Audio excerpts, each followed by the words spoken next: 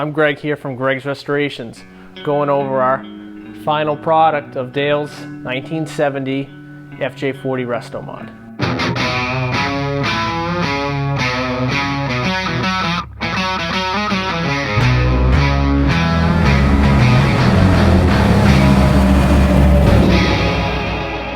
When the customer first brought this vehicle to us, his overall expectation was not to build a complete custom Land Cruiser. He just wanted to get a tune-up and get this truck drivable for the summer so he can enjoy it.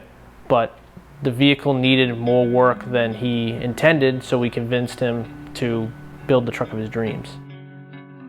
Everybody looks at this truck and thinks it's just a stock 1970 FJ-40.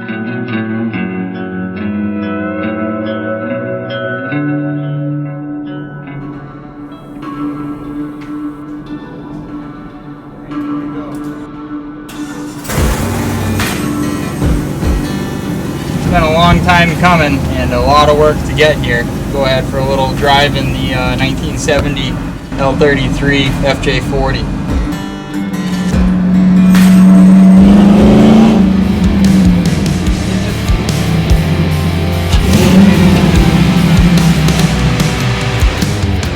This vehicle restoration took just about a year and a half. After these vehicles are complete, we usually keep the vehicle and put 300 to 500 miles on them before we release them to the customer to prove that our work is good and that the customer is not going to have an issue when he's out enjoying it for the first time. Here we are today at Dale's Mantown. This is the garage he's built specifically for storing this Land Cruiser. The first night Greg brought it over, I don't think I went to bed till 2 in the morning. Every time I walked in the house, I'd go upstairs, I'd have to come back out and look at it. And I couldn't, it's like waking up on Christmas morning. There was so much more done than I expected. I was at a loss for words most to build. I don't know, this was a dream come true.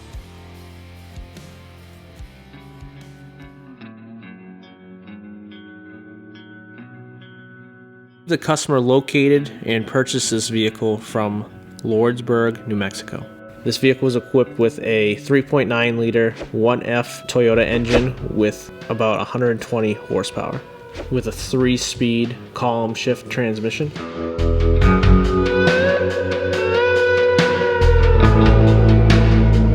The early year Land Cruiser is a lot different than the later model Land Cruisers, 75 and up. The reasons are brakes, axles, steering components, and just drivability. Engines are different. 1974 and down came with a 1F engine. It was a lesser horsepower engine. 75 and up came with a 2F engine. 74 and up came with a 4-speed. 73 and down came with a 3-speed. This vehicle was originally equipped with a 3-speed on the column. They're fun to drive, but they're just not user-friendly. People are so used to driving newer vehicles with floor shift. Everything was challenging about this vehicle. Right down to doing body work, right down to getting the color exactly matched, making all the body panels exact, getting all the factory weld marks that need to be in place to make this truck look original. The bodywork has been done to a factory standard, with the exception of using base coat clear coat instead of a single stage as they would use back in the 70s, just for the durability. We use Sherwin-Williams undercoats, base coats, and clear coats. Eastwood ceramic chassis black for the chassis and axle components. To increase durability, we color match Raptor lined the interior. Mating the 1978 firewall to the 1970 firewall. Doing that will accommodate a newer steering column and modern brakes. Modifying the transmission tunnel so it would fit with the transmission, fit with the floor work, fixing rust repair, installing the steering, making the engine have clearance for other accessories. It's the perfect opportunity to update the drivetrain of the Land Cruiser, the way that it steers, the way that it brakes, and the electrical system. Updated most of the vehicle to what a 78 Land Cruiser would come equipped with. The axles are much better. In those years, they came with disc brakes in the front. The transmission was a 4-speed floor shift unit. The fuel system has been converted to use AN style fittings and a twist lock type fuel line. The benefit of using more modern fuel line is the appearance is much cleaner. There's no clamps. The durability and the abrasion resistance is much greater, and it's flexible, it's quicker. If you need to service the fuel system, like if you need to make a new hose, it's not a big deal. It's replacing the hose and pushing the ends back in and you're done. Instead of bending, flaring, and running hard line, it's very time consuming. This engine came out of a 2005 Chevy Silverado 1500. It's a 5.3 liter engine that has an aluminum block. It's called an L33. They were in about 10% of the Silverados, and it was an option that you had to actually order to get in that truck. The advantages are a little bit of weight loss, maybe 60, 70 pounds over the cast iron block. The camshaft design is much better. The compression is slightly higher, uses flat top pistons. The cylinder heads are 799 castings, which are relatively good for flow. The engine was rated at 315 horsepower, so it's comparable to the car aluminum LS1, LS2. Adapted to use truck accessories, LS1 water pump that's spaced out to meet it, bracket from LS brackets to mount a Sandin 508 air compressor. This had to go straight out to meet the Land Cruiser piping. That's a little different than factory. It also has an LS1 circa 1998 intake manifold. The throttle body is also LS1 1998. There's a lot of small changes that make it really come together as a unique drivetrain. The exhaust system is all handmade. The headers are available through advanced adapters, but the rest of the system is all stainless steel, TIG welded. Nearly every inch of this vehicle has something that's handmade or custom on it.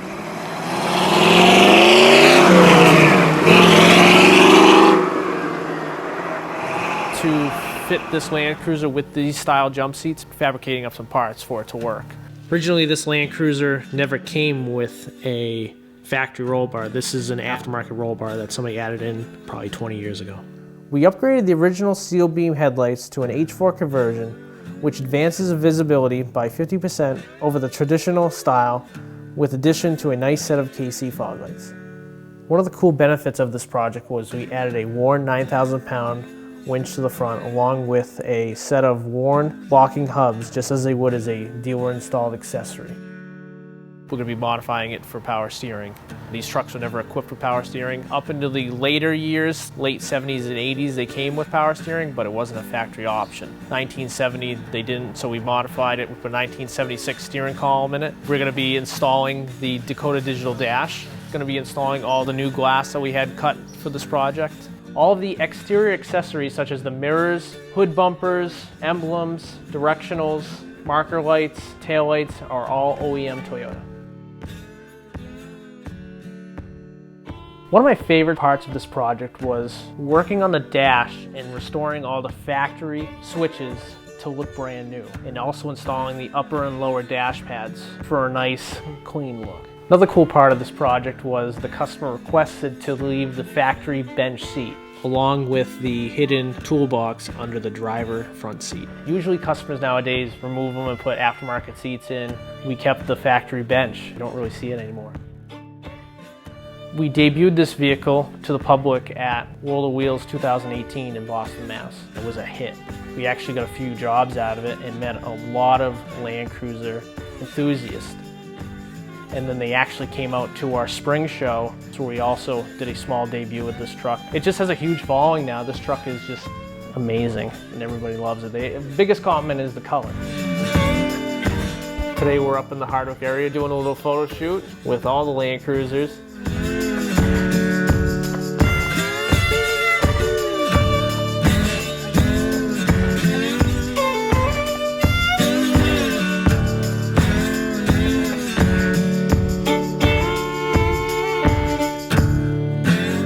Another part of this Land Cruiser project is at Atlantic Griggs Restorations and Tread magazine. This is their first magazine appearance and a huge milestone for the business's growth. It's unbelievable. I'll meet someone at a gas station and they literally will sit there. Greg, they don't look at the back of it or anything. Instantly, Not once has someone guessed it was from somewhere else. If I thought it was going to be done at one level, they stepped up 2 more and they kept going over top. Never in my life did I think that I could own something like this. I can't say enough about Greg. It's incredible.